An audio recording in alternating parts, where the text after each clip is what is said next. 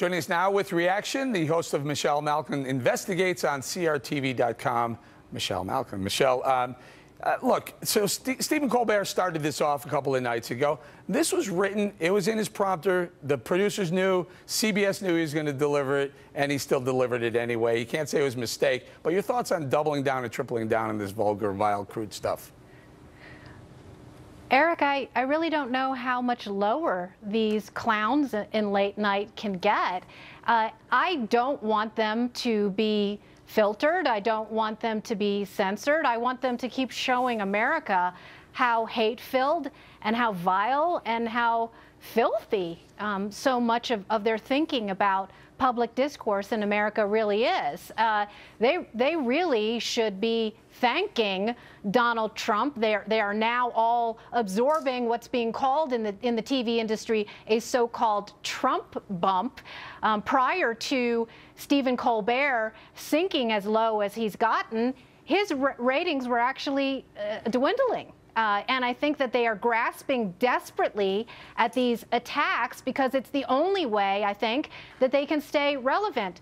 There was a time when late-night comedy could appeal to a broad demographic of people in America. And, you know, whether it was stupid pet tricks or talking about doing pranks on your kids at Halloween, or the bread and butter of so much of late-night TV, having on fellow celebrities to chat about the Tinseltown fluff. But no, these people now, I think, believe so much of their own press. And this is the problem with living and breathing and working in coastal bubbles. Where do these people get off thinking that we actually care about their opinions on serious policy matters? And yeah, I'm looking at you, Jimmy Kimmel. All right, well, I'm looking back at you, Michelle Malkin. And I mean, listen, here's where I remember going all the way back to Johnny Carson. Politics and monologues and late night have always been together, but for some reason, Stephen Colbert, he went over the, in my opinion, he went over the line. You can talk about a president, you can make fun of a president, but when you get vulgar and crude the way he did in that first monologue, I think he's exceeded the line. Listen, I'm against boycotts, I don't believe in any of that stuff, but he should at least have a sincere apology, right? You would think so. It's never going to happen, though. I think that he has an insatiable appetite for getting the approbation of radicals, radical progressives in Hollywood, and he's feeling it now, and I think he's feeling some sort of validation.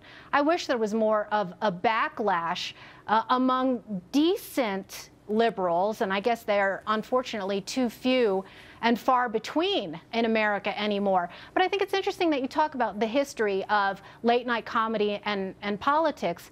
Eric, I think that's what's happened is that the left has gotten so desperate because they realize how marginalized they've become among mainstream America, that we've gone far beyond, you know, Bill Clinton playing the saxophone with Arsenio Hall. Even Jimmy Fallon, I think, remember, he came under attack during the campaign because he did have Donald Trump on. And what was his sin? Treating Donald Trump like a human being. There's nothing more anathema to the radical left than doing anything that would humanize conservatives and Republicans. Michelle, you remember David Letterman? David Letterman got into a whole heap of trouble when he was. I think he also crossed the line when he talked about Sarah Palin's daughter. I mean, and he got dinged for that as well. You think CBS would learn their lessons? Yes, you're absolutely right. I'm so glad that you reminded our audience of that fact, because it was absolutely disgusting. I mean, these people on the left in the Democratic Party are always lecturing their political enemies that you shouldn't go after women, that you shouldn't talk about the children of political figures. And the way that David Letterman talked about the Palin family was way beyond the pale. And he gave a faux apology after there was a backlash on that. And again, we're talking about the double standards that the radical, hate-filled left always gets away with, and it really is time to draw a line on that. Where's the corporate responsibility? All right, well, maybe we'll ask Les Moonves what he thinks of what's going on his late-night program. We're going to leave it right there, Michelle Malkin. Thank you so much.